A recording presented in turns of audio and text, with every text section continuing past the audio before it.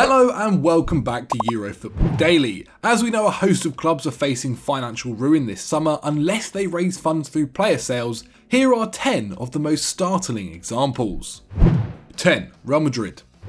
Whilst Real Madrid's financial situation isn't quite as bad as their El Clasico rivals, having raised over €104 million through player sales last summer, it certainly isn't perfect. Barcelona may have a debt totalling €1.2 billion, but Real stands at over €900 million, having taken out a €580 million loan to rebuild the Bernabeu just before COVID struck, which they have to start paying back in 2022. Their delicate position means that, in the words of prominent Spanish journalist Josep Pedrerol, they have to sell to survive, with the club already discussing a 25% wage reduction with their stars. The situation hasn't been helped by some bad luck either. They committed to a €100 million fee and a weekly wage of over €450,000 on Eden Hazard, who has only been fit to make 25 La Liga appearances for the club to date in nearly 2 years. They need to sell to compete, but unfortunately for them, it looks unlikely that Spurs will look to sign 31-year-old Bale, who is being paid €17 million this season by Los Blancos, whilst they also have to contend with the fact their star defenders Ramos and Varane are considering their futures. Lose too many at once and their current mediocrity will only continue. 9. Lille. French football as a whole is in a dire position. After striking a €3.25 billion deal with Ligue 1 in 2018, Spanish communications company Mediapro appeared destined to transform the entire French football pyramid. But with their business structure dependent on 4 million customers joining Telefoot's subscriber platform, a tally they only ever reached 15% of, it was doomed to fail. And sure enough, Mediapro have stopped paying their instalments to the LFP, French football's governing body. The results have been disastrous for many clubs, including Lille, whose owner Gerard Lopez was forced into selling the club by its major creditors, Elliott Management and JP Morgan. The club reportedly owe them €123 million, and French Football News claim their training ground hasn't been fully repaid. Luckily for them, they have plenty of sellable assets, with Maiganan, Botman, Bamba and Ikone, all 25 and under, propelling them into the title mix. Sadly though, this could be the end for Christophe Galtier's brilliant squad. 8. Sheffield United. After winning just 4 of their 29 league games to date, Sheffield United are in very real danger of becoming one of the worst sides in Premier League history, with only 2 teams in the last 10 years, Huddersfield in 2019 and Aston Villa in 2016, being relegated with fewer wins to their name. The decision to bring to an end boyhood fan Chris Wilder's 5-year reign, a period that had seen the Blades rise from the middle of League One into the top flight, left a bitter taste in the mouth. Attention will now turn to maximising the potential of a squad which already looks overpriced. Brewster, McBurney, Mousset and Robinson were bought for a combined €66 million, but have returned 14 goals in 132 Premier League games between them since the start of the 2019-20 season. Ampadu is only on loan, whilst Fleck, Norwood, Basham and Stevens are all at least 29, and to top it all off, their record signing Sander Berg has missed 20 games following surgery. Sadly, we can't see the Blades recouping enough money through player sales to return anytime soon. 7. Valencia.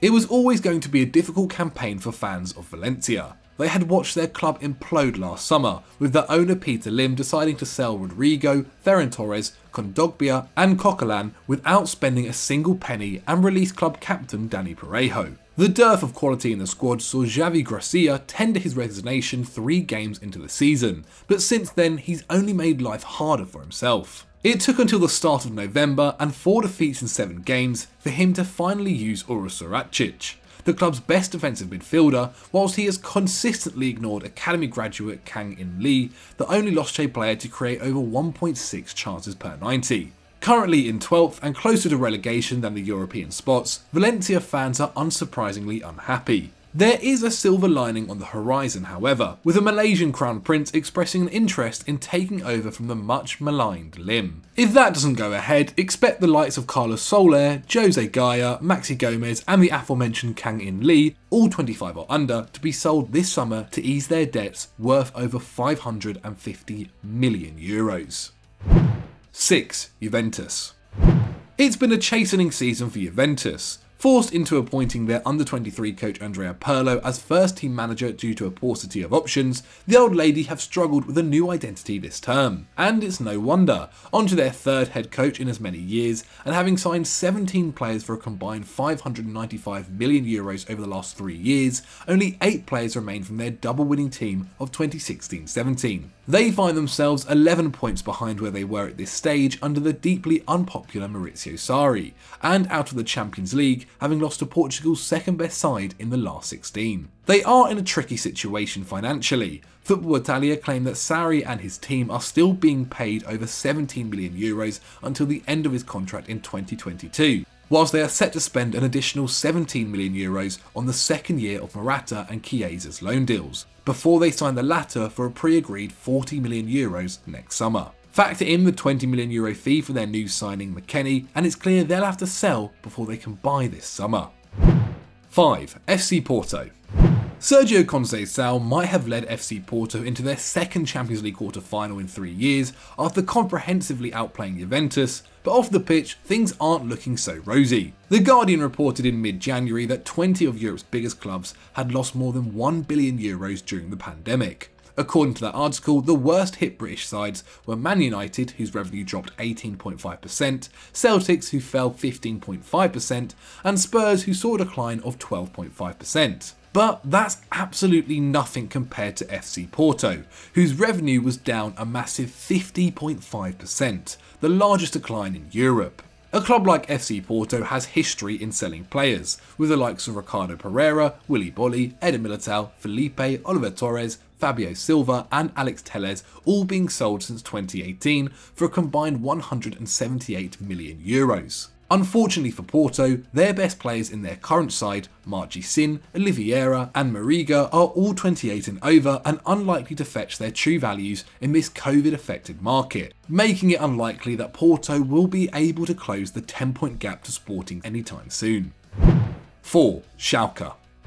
While Schalke may have spared themselves the title of being the worst Bundesliga team of all time, having gained 2 more points than Tasmania Berlin's 1966 side, it's still been a disastrous season. Just 1 win from their opening 26 games whilst conceding 69 goals, a figure topped only by Crotone in Europe's top 5 leagues, has been a mess that none of their 5 managers this season has been able to fix. What's more, despite bringing in seasoned campaigners like Mustafi, Kolasinac and Huntelaar in January, there has been no upturn in their results, with 1 goal scored and 20 conceded in their 6th game since the window closed. Things could be about to change though. Ralf Rangnick, who famously took them to a Champions League semi-final in 2011, is being linked with a return to the club as head of sport, with 40,000 Schalke fans signing a petition for his appointment. With many of their players not up to the requisite level, and the club's debt totalling €250 million at the end of 2020, there will be monumental and much needed changes at the club this summer.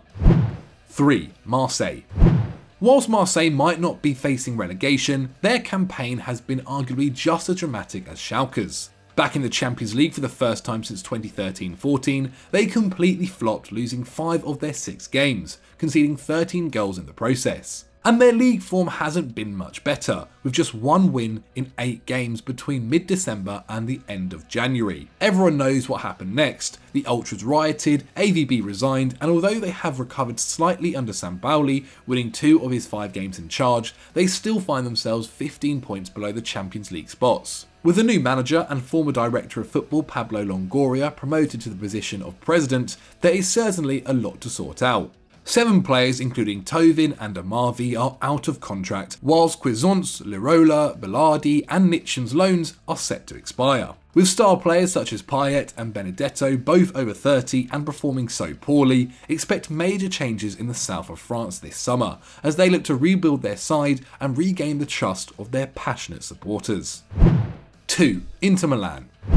In direct contrast to almost every side on this list, Inter Milan are flying. They've put their immensely disappointing Champions League campaign behind them to win all but 3 of their 16 league games since, opening up a 6-point lead at the top of Serie A. But whilst they appear almost certain to win their first Scudetto in 11 years, off the pitch things aren't quite as settled. Their owners, the Sunning Group, who bought the club in 2016, have hit the rocks. The Chinese conglomerate's share prices have halved in 3 years, and they've already had to halt operations at their Chinese club Jiangsu FC. Having invested a net €352 million, the highest figure in Italy over the last 5 years, and agreed to pay Conte €11 million per season, more than Pioli, Gasperini, Fonseca and Pirlo combined, this isn't the time for your ownership group to enter financial trouble. And to make matters worse, they still owe payments on multiple players including Lukaku and Hakimi. Expect major sales this summer, with Skriniar almost certain to leave and Bastoni being linked with a £43 million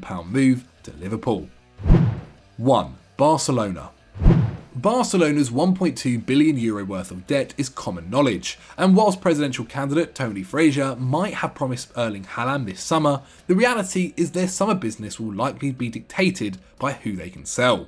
After years of mismanagement by Josep Bartomeu, in which he paid overinflated fees for the likes of Griezmann and Coutinho and spent over €115 million on Malcolm, Braithwaite and Pjanic, most Blaugrana fans are looking forward to a summer of relative calm. If they can successfully offload bit part players like Junior Firpo and Samuel Umtiti, only given 7 league starts between them this season, it might not just be Eric Garcia arriving at the new camp this summer. Of the major names, Lionel Messi's long-term future remains as unclear as ever, whilst Coutinho feels like the most likely to leave. Having missed the last 27 games with injury, it feels as if the Brazilian, who'll turn 29 in June, is still yet to establish himself as a Barcelona player. Now behind Messi, Griezmann, Dembele, Trincao and Pedri and the returning Ansu Fati in the pecking order, if Barcelona get an offer of anything above €40 million this summer, expect them to take it.